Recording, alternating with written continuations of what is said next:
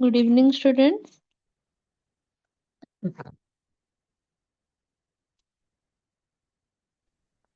Good evening, ma'am. Good evening ma'am. Good evening, ma'am. Ma'am, ଏଇଟା Good arts ପିଲାଙ୍କର ନା science ପିଲାଙ୍କର class? ଏଟା ସାଇନ୍ସ ପିଲାଙ୍କର, ସିବିଜେଡ୍ ପିଲାଙ୍କର।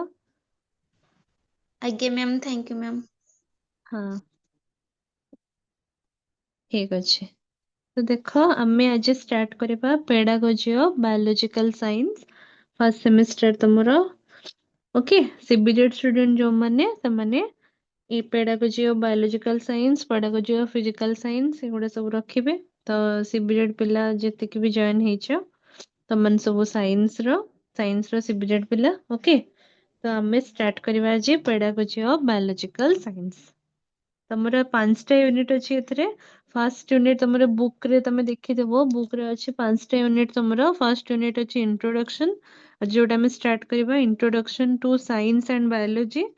ଓକେ, ସାଇନ୍ସ କଣ, ବାୟୋଲୋଜି କଣ, ତାର ସ୍କୋପ କଣ ଅଛି, ନେଚର କଣ ଅଛି, ଷ୍ଟ୍ରକ୍ଚର କଣ ଅଛି ସାଇନ୍ସର, ତାର ବ୍ରାଞ୍ଚେସ୍ କଣ କଣ, ଏଇ ସବୁ ଜିନିଷ ଆମେ ଦେଖିବା ଇଣ୍ଟ୍ରୋଡକ୍ସନ ଟୁ ସାଇନ୍ସ ଆଣ୍ଡ ବାୟୋଲୋଜିରେ। ଓକେ, ଦେନ୍ ୟୁନିଟ୍ 2 ରେ ତମର ଅଛି ଏମ୍ସ ଆଉ values of biological science. Biological ସାଇନ୍ସର ଏମ୍ କଣ, ଲକ୍ଷ୍ୟ କଣ, ତାର ଭ୍ୟାଲ୍ୟୁଜ ଗୁଡା କଣ କଣ, ତାର ଇମ୍ପୋର୍ଟାନ୍ସ କଣ, ଯେମିତି କି ତମର ସୋସାଇଟି ପ୍ରତି ତାର ଇମ୍ପୋର୍ଟାନ୍ସ କଣ ହେଲା, ଏନଭାୟରନମେଣ୍ଟ ପ୍ରତି ତାର ଇମ୍ପୋର୍ଟାନ୍ସ କଣ ରହିଲା, ତମର ଏଥିକ୍ସ ପାଇଁ ତାର ଇମ୍ପୋର୍ଟାନ୍ସ କଣ ରହିଲା, ଏଇ ସବୁ ଜିନିଷ ଅଛି ତମର ଏମ୍ସ ଆଉ ଭ୍ୟାଲ୍ୟୁଜରେ। ତାପରେ correlation of biology with other science subject. ସାଇନ୍ସର ଧର ବାୟୋଲୋଜିର ଫିଜିକ୍ସ ସହିତ କଣ ସମ୍ପର୍କ ରହୁଛି, ବାୟୋଲୋଜିର ତମର କେମିଷ୍ଟ୍ରି ସହିତ କଣ ସମ୍ପର୍କ ରହୁଛି, ବାୟୋକେମିଷ୍ଟ୍ରି, ବାୟୋଫିଜିକ୍ସ, ଏଗୁଡା ସବୁ। ଓକେ, ଏଇ ସବୁ ଜିନିଷ ତମର ୟୁନିଟ୍ 2 ରେ ଅଛି। ୟୁନିଟ୍ 3 ରେ ତମର ସେମିତି ଅଛି objective of teaching biological science. Biological science ପଢିବାର ଅବଜେକ୍ଟିଭ କଣ, ତାମାନେ ଆମେ ରାଇଟିଂ ଇନଷ୍ଟ୍ରକ୍ସନାଲ ଅବଜେକ୍ଟିଭ କଣ ରହିବ, ଯେମିତି କି ବିଭିନ୍ନ ଗଭର୍ଣ୍ଣମେଣ୍ଟ ମାନେ ସରି ତମର ଗଭର୍ଣ୍ଣମେଣ୍ଟ ସ୍କୁଲରେ ବାୟୋଲୋଜି ଟେକ୍ସଟ ବୁକ୍ ରେ କଣ ଲେଖା ହେଇଛି, ତାର କାମ କଣ, ତାର ଅବଜେକ୍ଟିଭ୍ସ କଣ, ତାର ଷ୍ଟ୍ରକ୍ଚର କଣ, ଏଇ ସବୁ ୟୁନିଟ୍ 3 ରେ ଆମେ ଦେଖିବା। ୟୁନିଟ୍ 4 ରେ ସେମିତି ଅଛି ତମର ମେଥଡ କଣ, ଯୋଉ ଟିଚିଂ ବାୟୋଲୋଜିକାଲ ସାଇନ୍ସର ମାନେ ବାୟୋଲୋଜିକାଲ ସାଇନ୍ସ ପଢିବାର ମେଥଡ କଣ, ତାର ଟେକ୍ନିକ କଣ। ଓକେ, ଯେମିତି ପ୍ରୋଜେକ୍ଟ ମେଥଡ ରହିଲା, ମାଇକ୍ରୋ ଟିଚିଂ ରହିଲା, ତମର ବିଭିନ୍ନ ମେଥଡ ରହିଲା, କେମିତି ଆମେ ପଢିବା, ଏଇ ସବୁ ଜିନିଷ ୟୁନିଟ୍ 4 ରେ ଅଛି ତମର। ୟୁନିଟ୍ 5 ରେ ଲାଷ୍ଟ ୟୁନିଟ୍ ରେ ତମର ଅଛି ପ୍ଲାନିଂ।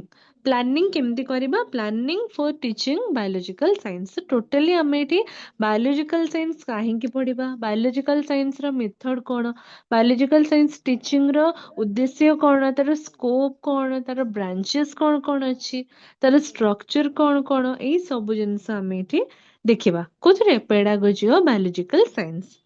ଓକେ, ତ ଆମେ ଷ୍ଟାର୍ଟ କରିବା ଏବେ। ତମର ପେଡାଗୋଜି ଅଫ ବାୟୋଲୋଜିକାଲ ସାଇନ୍ସର ତମ ନୋଟ୍ସ ତମମାନଙ୍କ ପାଖରେ ଥିବ, ମୁଁ ସ୍କ୍ରିନ୍ ସେୟାର କରୁଛି। ମତେ କହିବ ସ୍କ୍ରିନ୍ ସେୟାର ହଉଛି ନା ନାହିଁ, ଖାଲି କହିଦବ।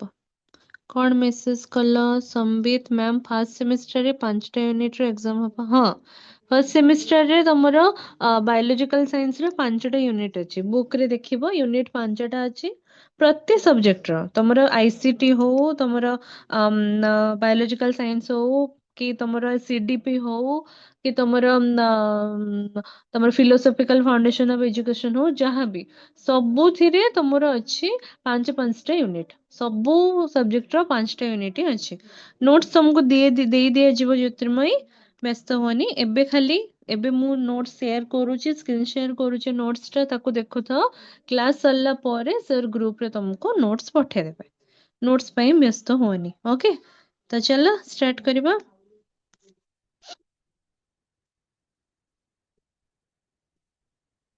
ପୁରୀ ପୁରୀ କେତେଟା ତଳେ ପଡିଛି ଦେଖିଛୁ ତୁ?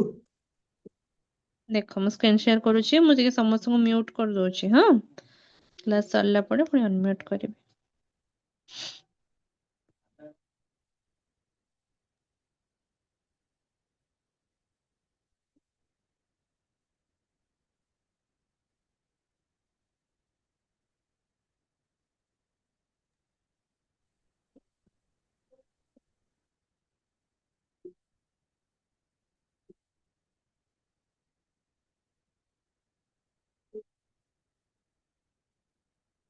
एग्जाम को मंथ रे हबो कोन सेगुडा सब तुमको सर जणेबे ग्रुप रे तमरो सर अछंती सर जणेबे सेति पय व्यस्त होनी आको सब यूनिट कवर कर दियो हो मु स्क्रीन शेयर करली देखो तुमको विजिबल होउची कि नहीं मते खाली को विजिबल होउची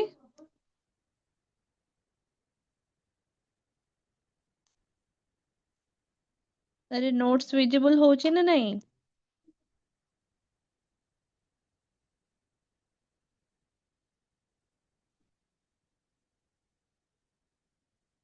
हो ठीक अछि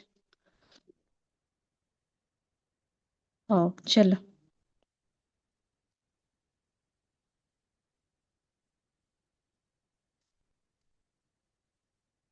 हो देखो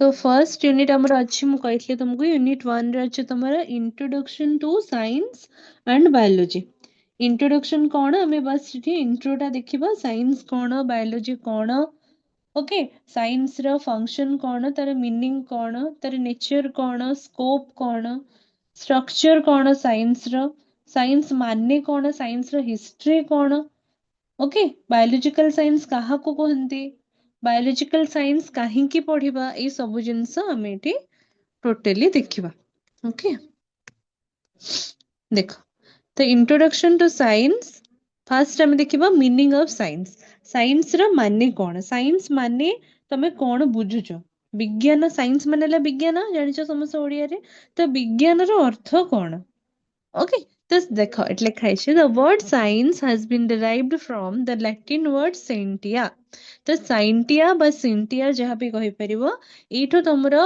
वर्ड टा आसीची साइंस रो एटा गोटे लैटिन वर्ड रो आसीची scientia माने हला which means knowledge or to know जानिबा किछि जानिबा बा तमरो नॉलेज ई सब जिंस को कहा जाय तमरो साइंस ओके तो साइंस माने हला टू नो और नॉलेज किछि नॉलेज तमरो ज्ञान आहरण करिबा बा किछि जिंस जानिबा को कहंती साइंस तो एटा लैटिन वर्ड रो आछि जाना हला साइंटिया ओके तो science refers to a system of requiring knowledge तो रिक्वायर करिबो नॉलेज किछि ज्ञान आहरण करिबो ताकू कहा गला तमरो साइंस तो विज्ञान होउछि कहबा को गले तमरो प्रकृति परिवेश ए सब को अध्ययन करिवार गोटे प्रक्रिया या द्वारा तमे परीक्षण विभिन्न प्रमाण ए सब को भित्ति करिकी तमे विभिन्न जिंस को जानिबारे तुमको सहाय्य करूची किछि धारणा दउची नॉलेज किछि तुमको गेन होउची ए जिंस हला साइंस तो साइंस रिफर कला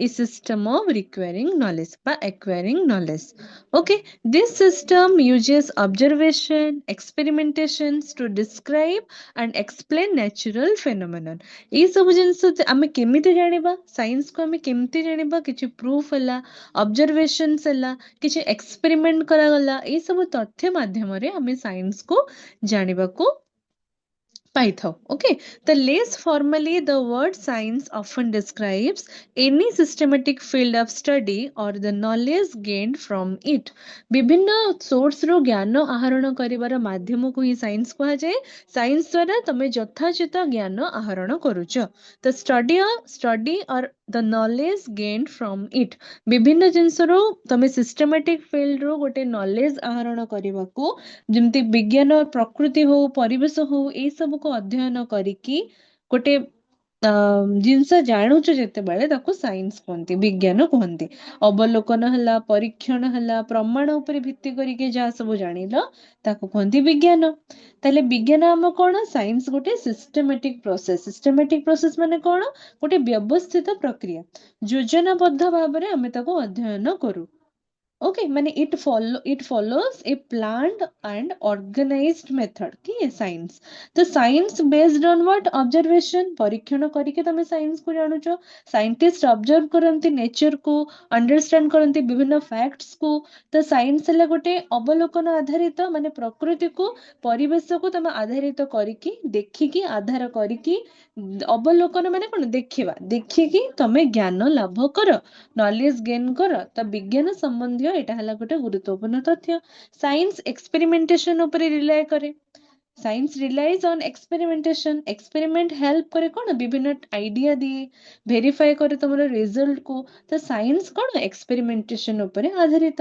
साइंस गोटे एविडेंस बेस्ड मध्ये तुम कहि परिबो जेमति कंक्लूजन जोडा को आसे सेटा प्रूफ किछि प्रूफ पाइले ही हमें गोटे जिंस कंक्लूड करू तो साइंस गोटे एविडेंस बेस्ड मध्ये ये सब जिनस साइंस रो तमे पॉइंट्स मन रखिबो तो एठी गोटे लिखे छै अकॉर्डिंग टू ग्रीक्स इने साइंटिस्ट कोन कहितले ना in the literal sense science means the pursuit of knowledge but it has a wide connotations from our purpose and can be said to mean a knowledge approach of science से भी से कहले जदि science मानक माने sorry scientist मानक ना लिखिबा तांको कथा को डिस्क्राइब करिबा तमरे एते माने दरकार पड़ेनी जदि मन रखि पारुछ लिखिबो जदि मन रहउनी आको तमे उम्मीद करि पारिबो तो ग्रीक्स को मतरे कोन ना से कहले कि साइंस गोटे नॉलेज तमरो परस्यूट करिबो नॉलेज को किछि नॉलेज एक्वायर करिबो आ तार गोटे पर्पस रहइबो जेमती कि तमे नॉलेज को ता द्वारा तमे गेन करि परथुबो तार अप्रोच को जानि परथुबो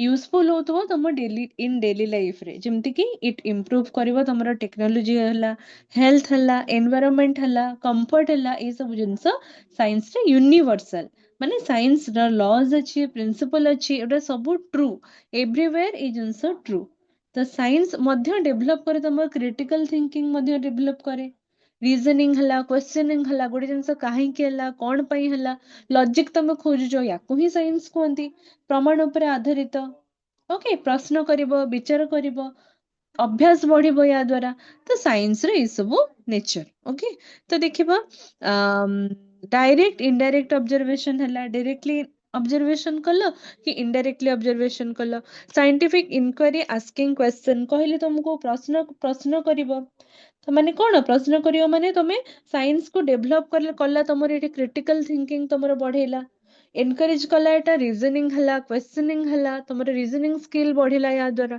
साइंस द्वारा ये drying of interference from evidences प्रमाण ऊपर आधारित तथ्य ऊपर आधारित किछि गोटे जिंस प्रमाण हेले जे तमे ताको कंक्लूड करूचो कहा द्वारा ए साइंस माध्यम रे रिकॉर्डिंग ऑब्जर्वेशंस जहां भी परीक्षण परीक्षा निरीक्षा करूचो ताको सब रिकॉर्ड करा होची developing ways and means to find answers तमे आंसर जानिबाको तमे कैपेबल हे परुचो बिकॉज तमे क्रिटिकल थिंकिंग बढ़ुची प्रॉब्लम सॉल्विंग एटीट्यूड बढ़ुची ता द्वारा कोन होची तमे गोटे जिंस को इजीली जानि परुचो यार आंसर कोन हबो एटा काहे के हला एटा को ऊपर आधारित ई सब जिंस जानि परुचो developing ways and means to find answers गला then classifications and checking evidences विभिन्न तथ्य प्रमाण ई सब जिंस जानि परुचो science seeks truth always it tries to find accurate experimentation for natural events समरो साइंस कोन ना पूरा सत्य ऊपर आधारित विभिन्न जिंस हमें आविष्कार करिके आगु को जानुचे ई सब जिंस साइंस रो नेचर गला देन देखिबा हमें कैरेक्टरिस्टिक्स ऑफ साइंस कोन साइंस रो क्राइटेरिया कोन तार कैरेक्टरिस्टिक्स कोन सो कहिले तुमको प्रथमे साइंस रो गोटे सिस्टमैटिक और ऑर्गेनाइज्ड वे रे चले माने गोटे प्लान्ड और स्ट्रक्चर्ड अप्रोच तार थाए इटा ऑब्जर्वेशन बेस्ड हुए निहाती भाबरे परीक्षण बेस्ड हुए ही बेस्ड ऑन एक्सपेरिमेंटेशन बेस्ड भी हबो ये सब जिंस साइंस रो कोन वैशिष्ट्य कैरेक्टरिस्टिक्स माने कोन वैशिष्ट्य विज्ञान रो वैशिष्ट्य कोन कैरेक्टरिस्टिक्स ऑफ साइंस कोन व्यवस्थित थिबो सेटा एक्सपेरिमेंट आधारित होइथिबो ऑब्जर्वेशन आधारित होइथिबो ओके इतरे माने विश्वसनीयता किछि थिबो लॉजिकली से किछि जिंस को प्रूफ करूथबो ए सब जिंस तारा वैशिष्ट्य तो देखिबा कोन अछि it is accumulated body of knowledge where मे facts are related together to form organized knowledge निहाती भाबरे ये गोटे व्यवस्थित और संगठित प्रक्रिया जोथरे कि हम योजनाबद्ध भाबरे गोटे जिंस अध्ययन करू और सिस्टमैटिक हमें से जिनसटा को नॉलेज टा को बाई पारो it is a method of inquiry एथि इंक्वायरी होउचे निहाती इंक्वायरी बेस्ड हमें परीक्षण करूचे इंक्वायरी करूचे प्रॉब्लम सॉल्व करूचे हमर क्रिटिकल थिंकिंग बढ़ुचे तो ए सब निहाती भाबे तार कैरेक्टरिस्टिक्स रे गला it is a method of inquiry it is based on critical discriminations that is it is objective and impartial and unbiased एबे किछि माने परीक्षण आधारित थाए विज्ञान रे तो माने ଯଦି ତମେ ଚାହିଁବ କି ପ୍ରେଡିକ୍ଟିଭ କରିବ, ହଁ ପ୍ରେଡିକ୍ଟିଂ ଫ୍ୟୁଚର ଇଭେଣ୍ଟ ତମେ କରିପାରିବ। ଅବଜେକ୍ଟିଭ ଇନ୍ ନେଚର ବି ଏଟା ହେଇପାରିବ, ମାନେ ପର୍ସନାଲ ଓପିନିଅନ ବାୟସ ହେଇଥିବ ଏଟା। Science is free from personal opinion or bias, ଏମିତି କିଛି ମାନେ ପର୍ସନାଲ ଓପିନିଅନ ଉପରେ ଏଟା ଆଧାରିତ ନୁହଁ। ସାମୂହିକ ଭାବରେ ଆମେ ଯାହା ଡିସିସନ ନଉଛେ ସେଇଟା ହିଁ ୟାର ନେଚର। ତ ଅବଜେକ୍ଟିଭ ଇନ୍ ନେଚର ଏଟା। ଅବଜେକ୍ଟିଭ ଇନ୍ ନେଚର କୁ ଆମେ ଓଡିଆରେ କୁହନ୍ତି ଯେମିତି କି ନିଷ୍ପକ୍ଷ, କି ଆମର ପକ୍ଷପାତହୀନ, କାହାକୁ ପକ୍ଷପାତିତା କରାଯିବ ନାହିଁ। ନିଷ୍ପକ୍ଷ ଭାବରେ କାହାର ମତକୁ ନିଆଯିବ ନାହିଁ, ମାନେ ପକ୍ଷପାତ କରାଯିବ ନାହିଁ, ଯୋଉଟା କି ଆମେ କହିବା ଅବଜେକ୍ଟିଭ ସେ ନୁହଁ। Free from personal opinion, personally କେହି କିଛି କହିଲେ ସେଟାକୁ ଆମେ ନେଇଯିବାନି, କାର୍ଯ୍ୟକାରୀ କରିଦବାନି। ତାକୁ ଆମେ ଟ୍ରୁଥ ଖୋଜିବା, ତାର ଇନକ୍ୱାରି କରିବା, ତାକୁ ଅବଜରଭେସନ କରିବା, ଦେନ୍ ଅବଜର୍ଭ କଲା ପରେ ଆମେ ତାକୁ ସିଦ୍ଧାନ୍ତରେ ନବା। ତାକୁ କୁହାଗଲା ଇଟ୍ is critical discrimination that is objective and impartial and unbiased, ମାନେ ये biased ନୁହଁ। Okay, free from opinions, free from biased. Okay, then the science is a self-corrective nature. When new factors are found, all conclusions are revised. ନିହାତି ଭାବରେ science develop करे reasoning, science develop करे କ୍ୱେଶ୍ଚନିଂ, science develop करे logical thinking. ତ ଯଦି କିଛି ନୂଆ ଜିନିଷ ଆବିଷ୍କାର ହଉଛି ତ ପୂର୍ବ ଜିନିଷଟା ରିଭାଇଜ ହେଇଯିବ। ଓକେ, ତ science is self corrective in nature. when new factors ଯେତେବେଳେ ଆସୁଛି, ଓଲ୍ଡ କନକ୍ଲୁଜନ ଯାହା ଥିବ, ପୁରୁଣା ସିଦ୍ଧାନ୍ତ ଯାହା ଥିବ, ପୁରୁଣା ଆଧାରିତ ଯାହା ଥିବ, ସେ ସବୁ ଜିନିଷ ରିଭାଇଜ କରାଯିବ, ରିଭାଇଜଡ ହବ। ସାଇନ୍ସ ଫର୍ମୁଲେଟେଡ ଲଜ, ନିହାତି ଭାବରେ ସାଇନ୍ସରେ ଲ ଅଛି। ପଢୁଛ ମେଣ୍ଡେଲ୍ସ ଲ, ଯୋଉମାନେ ସାଇନ୍ସ ମାନେ ବାୟୋଲୋଜି ବ୍ୟାକଗ୍ରାଉଣ୍ଡରେ ଥିବେ ସେମାନେ ପଢୁଛ ମେଣ୍ଡେଲ୍ସ ଲ। ଜେନେଟିକ୍ସରେ ବିଭିନ୍ନ ଲ ପଢୁଛ, ଡାରୱିନଙ୍କ ଲ ପଢୁଛ, ନ୍ୟୁଟନ୍ସଙ୍କ ଲ ପଢୁଛ ଫିଜିକ୍ସ ପିଲେ, ହଁ। ତ ଏଇ ସବୁ ଜିନିଷ ଲଜ ଫର୍ମୁଲେଟ କରେ କିଏ, ତମର ସାଇନ୍ସ। ଦେନ୍ ଆମେ ଦେଖିବା କ୍ୟାରେକ୍ଟରିଷ୍ଟିକ୍ସ ପରେ ଫଙ୍କସନ କଣ, ଫଙ୍କସନ ଅଫ ସାଇନ୍ସ କଣ।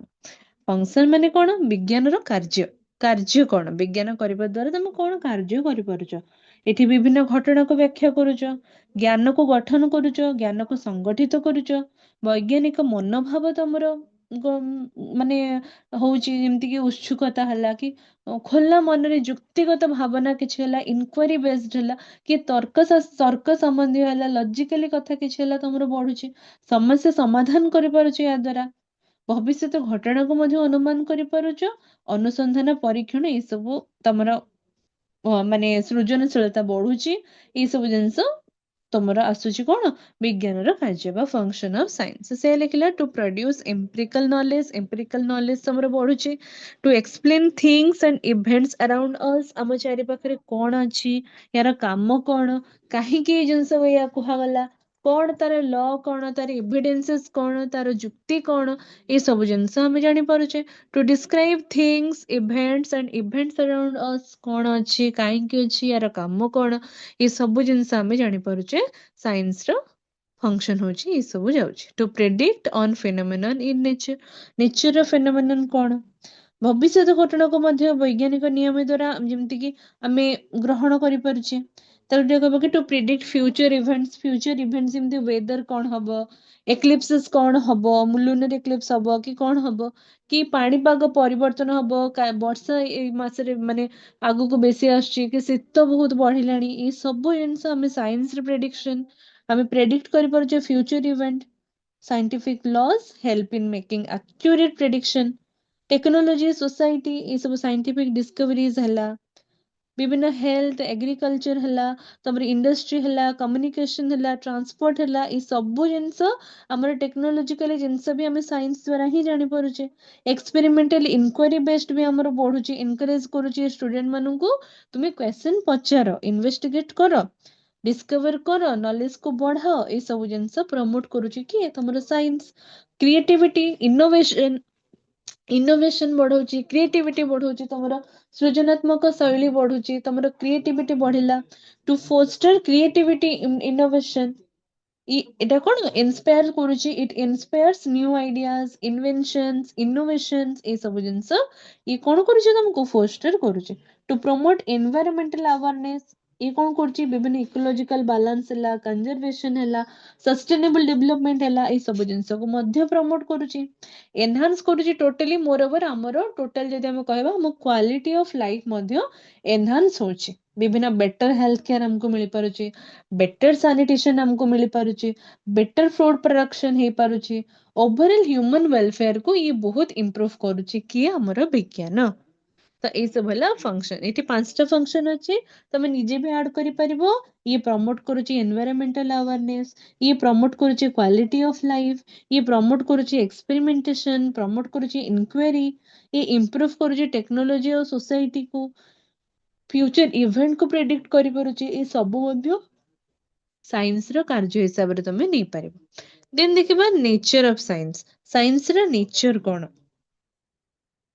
Okay, science रा nature ହେଲା, science is a system, it is a system of knowledge where so many facts are related together। विभिन्न facts, विभिन्न तथ्य एटी संगठित होइके रहउची।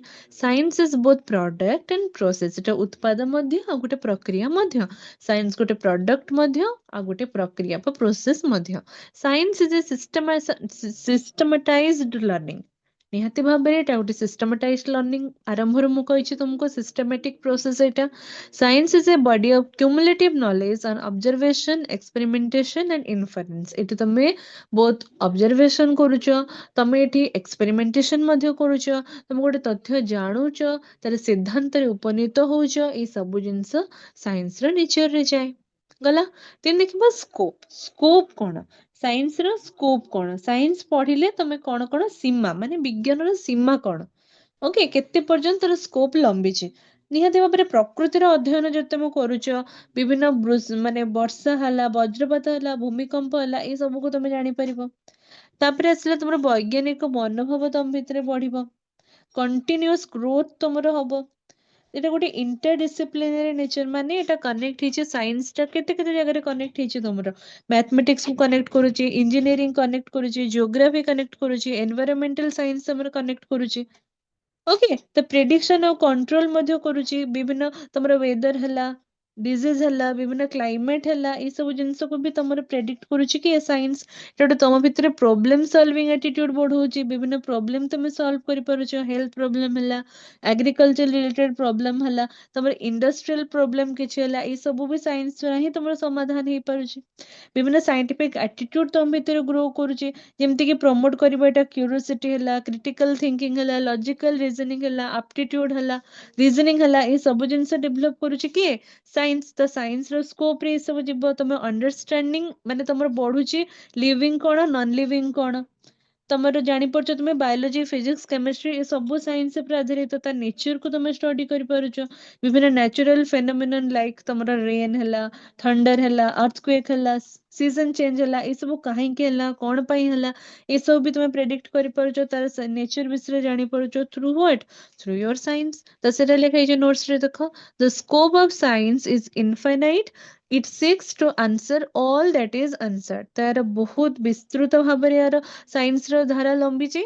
या द्वारा तुम सब जिंस को जानि परछो, वेदर हला, डिजीज हला, क्लाइमेट हला, इंडस्ट्रियल प्रॉब्लम हला, एग्रीकल्चरल प्रॉब्लम हला, जहाँ भी सब किछि तुम ई थ्रू जानि परलो। The scope of a course is the range of discipline, scientific or social or whatever it includes. एतरे जहाँ भी हला, जो भी डिसिप्लिनरी एक्शन हला, साइंटिफिक टर्म हो, सोशल टर्म हो, मैथमेटिकल टर्म हो, ये सब ये इंक्लूड हो जे साइंस रे।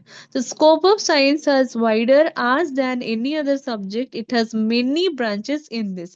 विभिन्न ब्रांच अच्छे। तमे जो माने साइंस स्टूडेंट, सब तो साइंस स्टूडेंट नथिबो, आर्ट्स भी थिबे।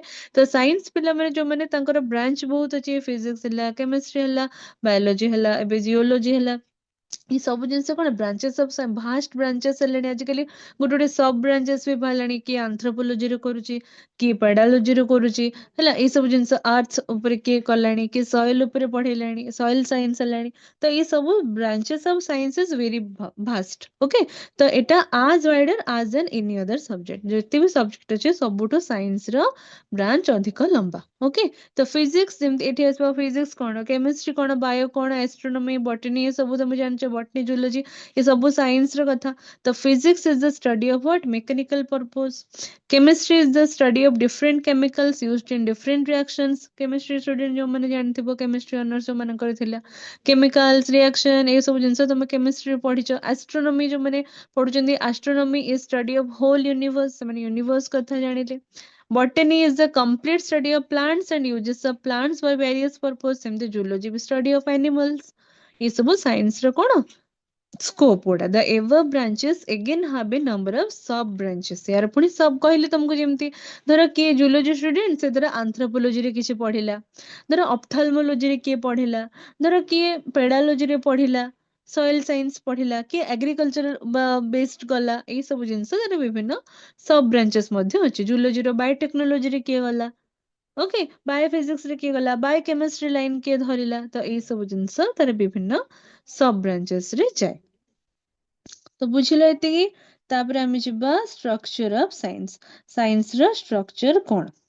दीटा स्ट्रक्चर तमरो बुक रे अछि, जानि था. गोटे हला सब्सटेंटिव स्ट्रक्चर आ गोटे हला सिंटैक्टिक स्ट्रक्चर. ई दीटा विज्ञान रो स्ट्रक्चर अछि. ई दीटा जिंस हम एठी पढिबा. तो फर्स्ट तुम जाना सब्सटेंटिव कोन, देन जानबो सिंटैक्टिक कोन. देखो some of the intellectuals in the field have tried to conceptualize the nature of science. Joseph J Schwab ये कौन कले और 1964 और Brunner 1962 have contributed in this field. तो ये फील्ड रे ये दी जने साइंटिस्ट तमरो जणिले कि साइंस रो स्ट्रक्चर कोन. Okay, so it has been concluded that to understand the nature of science, it can be divided into two parts. गोटे हला substantive structure of science, another one is your syntactical structure of science. मन रखिबो structure of science हमर 5 marks question पढुछ सब बेले. दीटा structure अछि, गोटे substantive आ गोटे हला syntactic. ओके substantive रे कोन जाय, syntactic रे कोन जाय, म तुम बुझे दोची आगो सुनो. substantive माने हला तमरो कंटेंट पार्ट. साइंस रो कंटेंट पार्ट गुडा कोन, जेमति के फैक्ट हला, कांसेप्ट हला, थियोरी हला, लॉ हला, जनरलाइजेशंस हला, प्रिंसिपल्स हला, डेफिनेशंस हला, माने what we know in science. आमे साइंस रे जानु छे कोन, ताकू कोनते सब्सटेंटिव. धर फैक्ट माने कोन, धर ना जूलॉजी स्टूडेंट जो माने छ कि बॉटनी जो माने छ से माने पे कहूची. धर फैक्ट्स हमें कहबा तथ्य. तथ्य मतलब धर plant prepares food by photosynthesis. Photosynthesis द्वारा प्लांट्स तार फूड प्रिपेयर करे. एटा गोटे फैक्ट. तो एटा होचे साइंस रा सब्सटेंटिव स्ट्रक्चर. कांसेप्ट हला, सेल हला, एनर्जी हला, इकोसिस्टम हला, इकोलॉजी हला, डाइवर्सिटी हला, ये सब जिनस हला कांसेप्ट. कांसेप्ट माने धारणा. धारणा कोन कोन अछि, तमे सेल माने कोन, एनर्जी माने कोन, इकोसिस्टम माने कोन, फूड चेन माने कोन, फूड वेब माने कोन, ए सब हला कांसेप्ट. बुझिलो. लॉज माने कोन, लॉज माने तमे कोन कोन नियम देलो कि सिद्धांत देलो. लॉज मतलब तमर कोन प्रिंसिपल, जेमते हम बॉटनी रे पढुचे मेंडल्स लॉ ऑफ इनहेरिटेंस, कि जेनेटिक्स रे पढुचे डार्विन को मतवाद, डार्विन थ्योरी हला, कि तमर न्यूटन्स लॉ पढुचे फिजिक्स रा हला. ई सब लॉज. तो लॉज गोडा को जेते सब अछि से सब सब्सटेंटिव स्ट्रक्चर रे आसे. साइंस रे टोटल दीटा स्ट्रक्चर, गोटे सब्सटेंटिव आ गोटे सिंटैक्टिक. सब्सटेंटिव रे तमर आसिला जेते के सब फैक्ट, थ्योरी, लॉज, बटे कोटा हमें जानुचे, what we know in science. हमें साइंस रे जहा जानुचे सेटा ला सब्सटेंटिव. बुझिलो. माने विज्ञान कोन कहूची सेही ज्ञान को कहला सब्सटेंटिव स्ट्रक्चर. ये गला सब्सटेंटिव. बुझिलो. Then syntactic. सिंटैक्टिक माने कोन, प्रोसेस टा कोन, माने साइंटिफिक नॉलेज तमे केमिति ज्ञान करूछो, एटा केमिति क्रिएट हला, केमिति टेस्ट हला, ताको वैलिडेटेड केमिति दिया गला. साइंटिफिक मेथड रो माने कोन, साइंटिफिक मेथड माने कोन, ऑब्जर्वेशन कलो, हाइपोथेसिस दिया हला, एक्सपेरिमेंट कलो, कंक्लूजन नेलो. Process of inquiry. इंक्वायरी टा प्रोसेस केमिति हला, तथ्य जानि गलो, तथ्य हला सब्सटेंटिव. तथ्य केमिति आसिला टा होची your syntactic structure. Verification, validation, विभिन्न लॉजिकल रीजनिंग काहे की हला. जेमति कि मेंडल डिस्कवर कले लॉ, हमें कहले Mendel's law.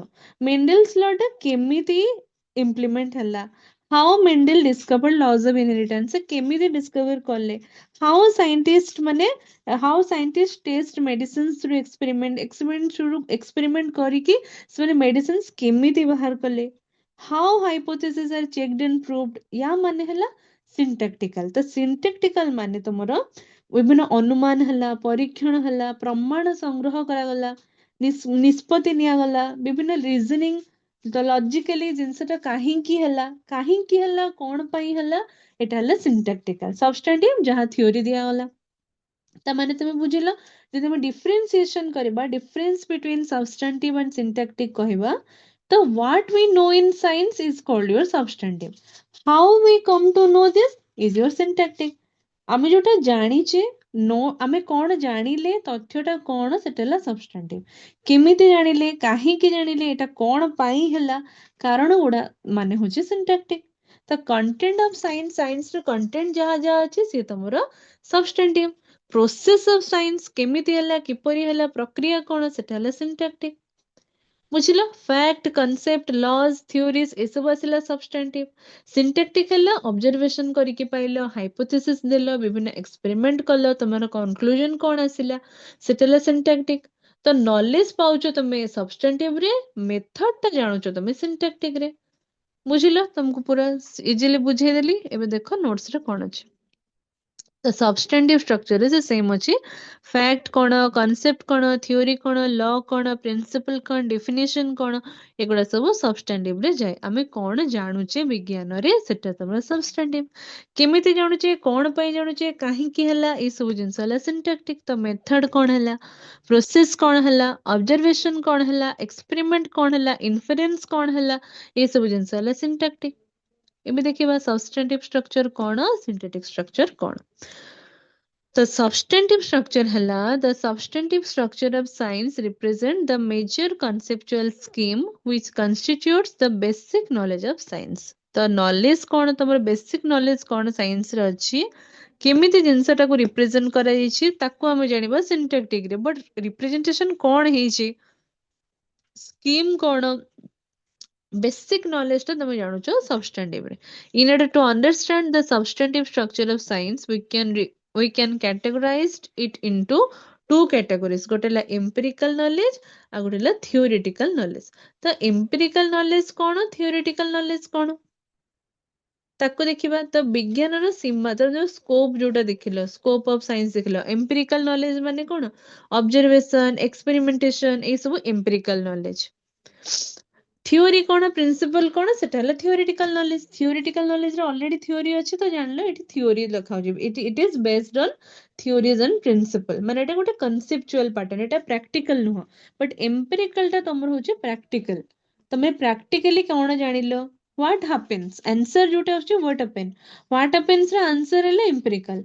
why and how happens କେମିତି ହେଲା କିପରି ହେଲା କାହିଁକି ହେଲା ସେଟା ହେଲା theory. ଜାଣୁଛ theory ମାନେ ତମେ theory ଲେଖୁଛ practical ମାନେ ତମେ practical ଗୋଟେ ଜିନିଷଟା କରିକି ଜାଣୁଛ କଣ ହେଲା what happens ତମର practical ରେ ହେଲା କଣ ଏଇ ଜିନିଷରେ sodium bicarbonate ବାହାରିଲା ତ ଏଟା ହେଲା practical ଜାଣିଲ ଏଇ ଜିନିଷ answer ହେଲା sodium bicarbonate. କେମିତି ବାହାରିଲା କାହିଁକି ବାହାରିଲା how why ଏଇ ସବୁ ଜିନିଷ ହଉଛି theoretical knowledge. ତ ଡାଇରେକ୍ଟ ଏଭିଡେନ୍ସ ଯୋଉଠି ପାଇଲ ସେଟା ହେଲା empirical knowledge ତମର ଯୋଉଠି ଲଜିକାଲ ଏକ୍ସପ୍ଲାନେସନ ସହିତ ପାଇଲ ସେଟା ହେଲା theoretical knowledge.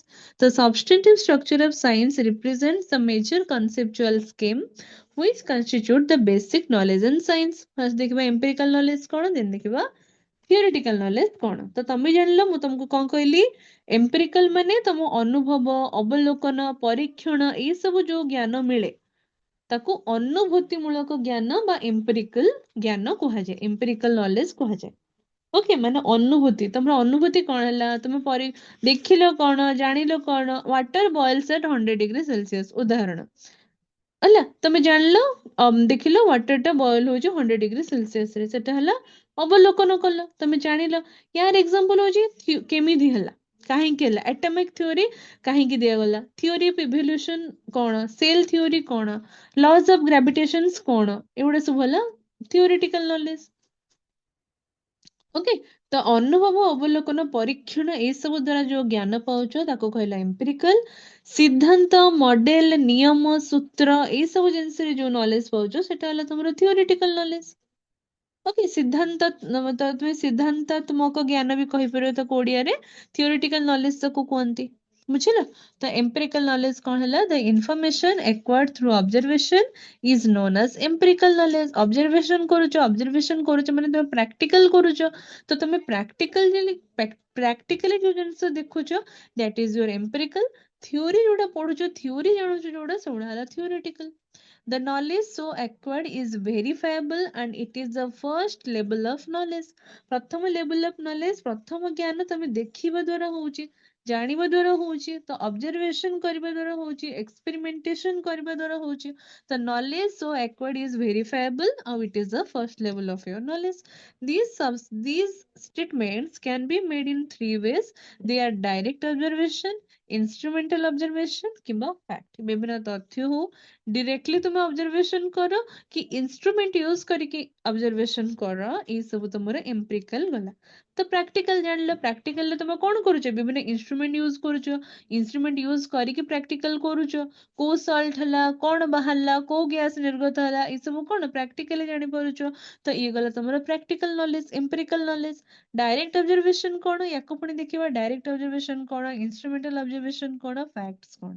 ତ ଡାଇରେକ୍ଟ ଅବଜରଭେସନ ମାନେ the observation statements said to be directly by sense or direct observation statement। directly ଯାହା ଦେଖିଲ, directly ଯାହା ଅନୁଭବ କଲ ସେଟାକୁ ଲେଖିଲ, ସେଟା ହେଲା direct observation। What is your instrumental observation? The statements made by observing the help of instruments are known as instrumental observation statement। instrument use କଲ, ଗୋଟେ ଜିନିଷ ପାଇଲ, ତ ତାକୁ କହିଲ instrumental use କରିକି ପାଇଲ ତମର knowledge ଟା। ତ empirical knowledge ଟା ତମେ instrument ଦ୍ୱାରା ପାଇଲ, instrument use କରିକି ପାଇଲ, ତ that is called your instrumental observation। facts କଣ, ବିଭିନ୍ନ record ହେଲା, event ହେଲା। facts are defined as records of events and events are things that we deserve happening or make them happen। ନିହାତି ଭାବରେ ତମେ ଯୋଉଟା ତଥ୍ୟ ମାନେ କଣ, ଯୋଉଟା ତମେ ଜାଣୁଛ, କିଛି ସିଦ୍ଧାନ୍ତ ପାଇକି ତମକୁ ତଥ୍ୟ ଦିଆଗଲା। ଗୋଟେ ଜିନିଷ ଯେତେବେଳେ ଅନୁଭବ ମାନେ ତମର ସିଦ୍ଧାନ୍ତ ମିଳିଲା ବା ମଡେଲ ମିଳିଲା ବା ତମର ବିଭିନ୍ନ ଥିଓରି ଯେତେବେଳେ ଫର୍ମୁଲେଟ ହେଲା, ଦେନ୍ ତମେ ଜିନିଷଟାକୁ ଜାଣିଲ। ତ ଫ୍ୟାକ୍ଟ ସେତେବେଳେ ଅବଜର୍ଭ କଲ, ଯୋଉ ଜିନିଷଟା ଇଭେଣ୍ଟ ଘଟିକି ଜାଣୁଛ, that is called your fact। Function କଣ ଫ୍ୟାକ୍ଟ ର, good fact, good and fact are enumerated the following functions of fact। କଣ ଦେଲା, the initiate theory, they modify existing theory, they redefine and clarify theory। ତ initiate କରିବ ଗୋଟେ theory କୁ, modify କରିବ existing theory କଣ ଅଛି ତାକୁ modify କରିବ, ଆଉ refined କରିବ, clarify କରିବ theory କୁ। ଏଟା ହେଲା ତମର empirical knowledge। theoretical knowledge କଣ, theory ମାନେ ହେଲା after acquiring the empirical knowledge, scientist perceive facts and establishes causes and effect relationship among facts, among the observed phenomenon। this type of knowledge is called your theoretical knowledge। theoretical knowledge ମାନେ ତମେ based on ଏଟା ତମର ideas, ତମର principles, ତମର models, ତମର laws or theories, ଏ ସବୁ explains, ଯୋଉଟା କି explain କରୁଛି, it explains why and how things happen। କେମିତି ହେଲା, କାହିଁକି ହେଲା, କିପରି ହେଲା, why and how things happen, this is called your theoretical knowledge। the theoretical knowledge is based on ideas, principles, models, laws and theories। ତ ହେଇଗଲା ତମର theoretical knowledge। example ଯେମିତି theory of evolution, atomic theory, molecular basis of inheritance, cell theory, law of gravitation, ଏ ସବୁ ହେଲା ତମର theoretical knowledge। ତ ବୁଝିଲ, this knowledge is based on probability and is not necessarily verifiable। এটা verifiable ହବନି, କାରଣ ଏଇଟା ତମର ସିଦ୍ଧାନ୍ତ, ଏଇଟା ତମର ତଥ୍ୟ, ଏଇ ଜିନିଷଟା ତମର ଥିଓରିରେ ବାସିଗଲା, ତ ଇଏ theoretical knowledge ହେଇଗଲା। ସିଦ୍ଧାନ୍ତ ହେଲା, ମଡେଲ ହେଲା, କିଛି ନିୟମ ହେଲା, ସୂତ୍ର କିଛି ହେଲା, କିଛି laws ହେଲା, ଏଇ ସବୁ ଜିନିଷ ତମର theoretical knowledge ର ଅନ୍ତର୍ଭୁକ୍ତ। ତ theoretical knowledge comprises of concept, conceptual scheme, principle, generalizations, laws, theory, hypothesis।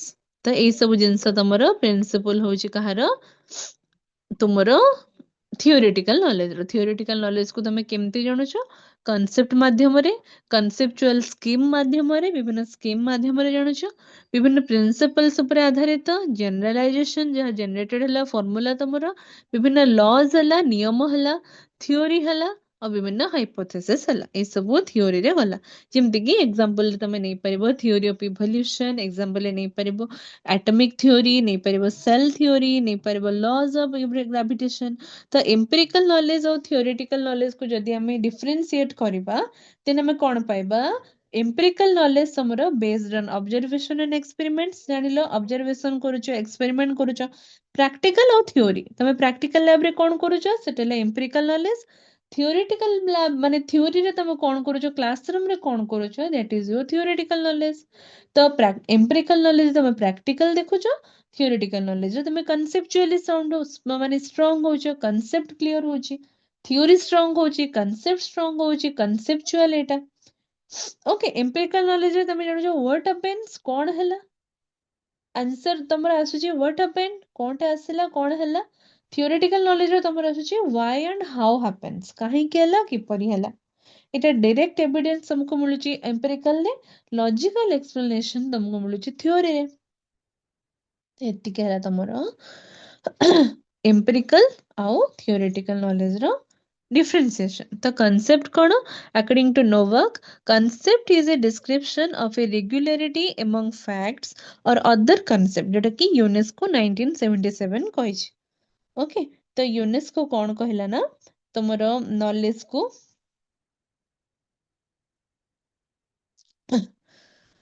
according to Novak कहले concept is a description of a regularity among facts or other concept UNESCO 19 UNESCO रो full form कोन बिले United Nations Educational Scientific and Cultural Organization तमन UNESCO 1977 कोन कहली जोटा कि United Nations Educational S रहला साइंटिफिक सी रहला कल्चरल और ऑर्गेनाइजेशन तो United Nations Educational Scientific and Cultural Education Cultural Organization 1977 तो ये कहला एटा गोटे डिस्क्रिप्शन कांसेप्ट होची गोटे description of a regularity among facts or other concept तो according to NCERT concepts are systems of classifying informations and are generalized ideas concept emerge through process of science these concepts and processes and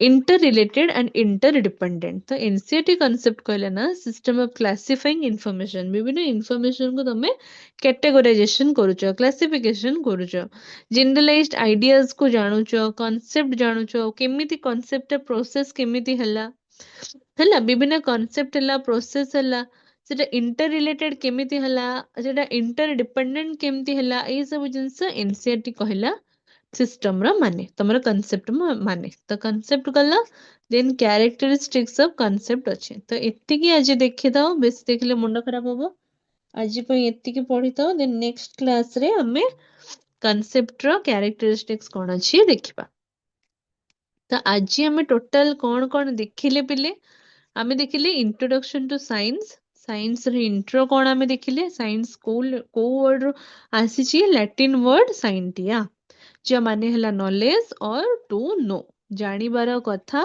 आमे कौन जानुचे बा किछि धारणार बोधगम्यता जोटा कि आमे knowledge कहूचे ताको हम कहूचे साइंस साइंटियर माने हला सेया तो साइंस रिफर करे गोटे सिस्टम ऑफ रिक्वायरिंग नॉलेज बा एक्वायरिंग नॉलेज तमे नॉलेज ज्ञान आहरण करबा को कहा जाय विज्ञान विज्ञान ज्ञान आहरण करूछ सेटला विज्ञान okay this system uses observation विभिन्न ऑब्जर्वेशन द्वारा एक्सपेरिमेंटेशन द्वारा परीक्षा निरीक्षा द्वारा तमे जानि पारुछ विज्ञान कोन ओके ये सब जिंस विज्ञान रे अछि देन हमें कैरेक्टरिस्टिक्स तार देखिले तार गुण कोन गुणावली कोन केमिति तार कैरेक्टर सब कोन कोन अछि साइंस रे सब देखिले देन हमें फंक्शन देखिले कार्यक्रम कोन अछि साइंस रे ताको देखि सरला परे हमें नेचर देखिले साइंस रे नेचर कोन बाय नेचर साइंस केमितिया ए ताको देखिले देन हमें देखिले स्कोप कोन तार सीमा केते पर्यंत तार सीमा व्यापी छे साइंस रे सीमा केते बाटा पर्यंत लंबी छे हमें स्कोप देखिले स्कोप परे द मोस्ट इंपोर्टेंट हमें देखिले स्ट्रक्चर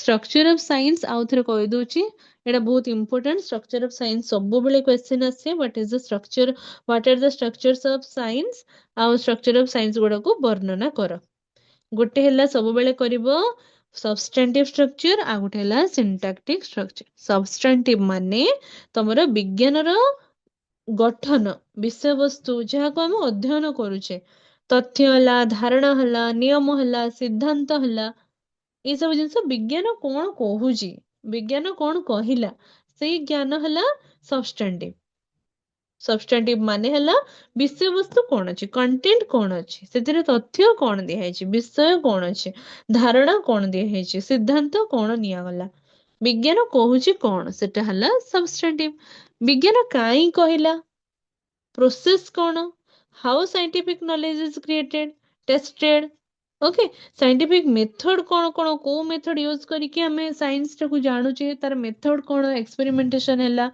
ऑब्जर्वेशन हला कोरिलेशन हला कंक्लूजन हला ए सब जिंस हला तमरो सिंटैक्टिक तमाने प्रोसेस ऑफ इंक्वायरी केमती करूछ वेरिफिकेशन केमती करूछ वैलिडेशन केमती पाउछ लॉजिकल रीजनिंग कोन रहउछ ता टुवर्ड्स एक्सपेरिमेंटेशन केमती करूछ ई सब जिंस एटा को मन रखिबो एमती दीटा भाग कर दबो तो तमरो साइंस रे प्राय फ्लो चार्ट करबाटा बहुत इंपोर्टेंट यदि फ्लो चार्ट तम करूछ तमरो खाता भी माने शीघ्र भी पेज गुडा को सरी परिबो कारण खाली थियोरेटिकली एमती खाली लिखि चलले आंधा दुनिया पेज सरीबनी तुमको बिकॉज तुमरो बीएड रो कथा होची तुमको पेपर फुल करिवार अछि तो पेपर फुल करिवा पई तमे फ्लो चार्ट किछि करिवो फ्लो चार्ट सहित किछि ताको बुझेबो जेमती साइंस रो धर स्ट्रक्चर कर देलो सब्सटेंटिव सिंटैक्टिक एमती गुडी रे डायग्राम तुम करि परिबो एमती दिटा गार करे कि substantive structure syntactic structure substantive structure रे कोन आसिला सातरा जिंस आसिला facts concept theory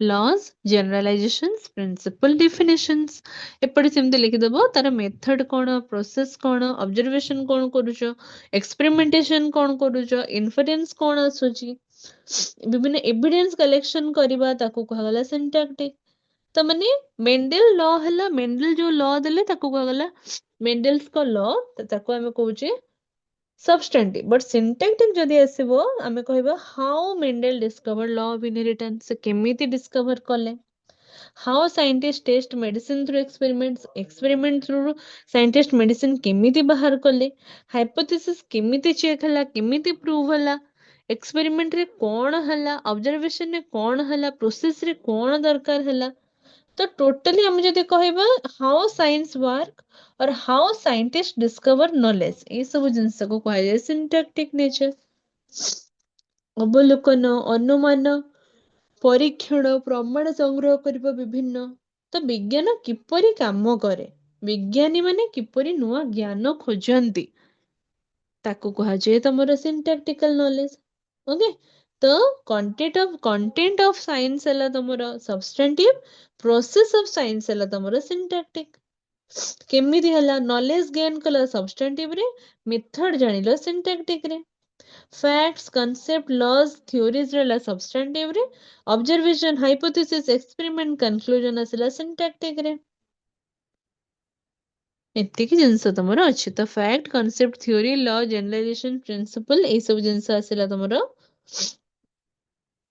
total structure of science तो स्ट्रक्चर ऑफ साइंस हम देखला परे एम्पिरिकल नॉलेज और थियोरेटिकल नॉलेज देखले एम्पिरिकल नॉलेज माने मु तुमको कोन कहली प्रैक्टिकल नॉलेज गुडा का प्रैक्टिकली केमती जानुच प्रैक्टिकल नॉलेज हला एम्पिरिकल थियोरेटिकल माने तुम कॉन्सेप्चुअलाइज्ड जहां पढुचो कॉन्सेप्ट जहां अछि थ्योरी रे जहां पढुचो ताको कहगला थियोरेटिकल नॉलेज ओके तो एम्पिरिकल थियोरेटिकल नॉलेज सबरे बुझाई छै एति जिंस देखिले हमें then direct observation instrumental observation direct observation माने डायरेक्टली देखिला इंस्ट्रूमेंटल माने इंस्ट्रूमेंट यूज करके देखिला सिंपल देन विभिन्न फैक्टर फंक्शन हमें देखिले थियोरेटिकल नॉलेज कौन जानिले knowledge is based on probability and is not necessarily verifiable जोटा कि वेरीफाएबल हबो नाही थियोरेटिकल नॉलेज कौन कौन कंप्राइज करे कंसेप्ट को कंसेप्चुअल स्कीम को प्रिंसिपल को जनरलाइजेशंस को विभिन्न लॉज को थ्योरीज को हाइपोथेसिस को तो या माने थियोरेटिकल नॉलेज ये सब जिंस रहिला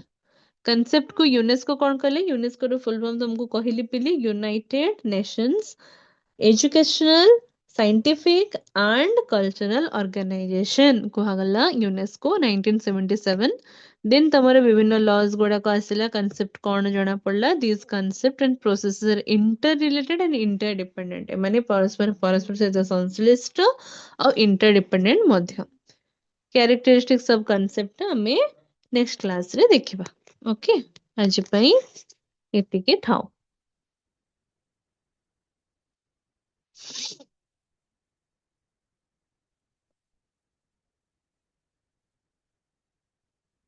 ओके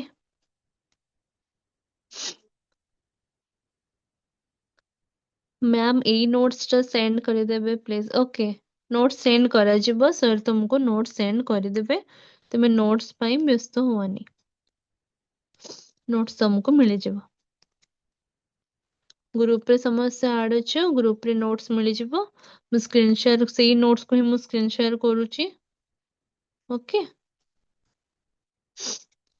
तो ये नोट्स रे सर को ମୁଁ କହିଦେବି सर तुमको सेंड କରିଦେବେ ଏତିକି ପଢି ଥାଅ ପୁଣି ନେକ୍ସଟ କ୍ଲାସ ରେ ବାକି ଦେଖିବା ବାୟୋଲୋଜିକାଲ ସାଇନ୍ସ ର ଆମେ ଆଜି यूनिट 1 स्टार्ट कले नेक्स्ट यूनिट 1 टाको सारिबा नेक्स्ट क्लास रे okay thank you students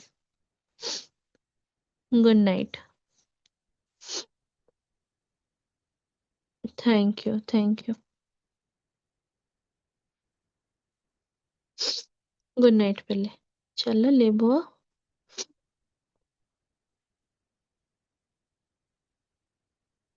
thank you welcome Poonam ओ चलो good night thank you Lakshmi Priya thank you चलो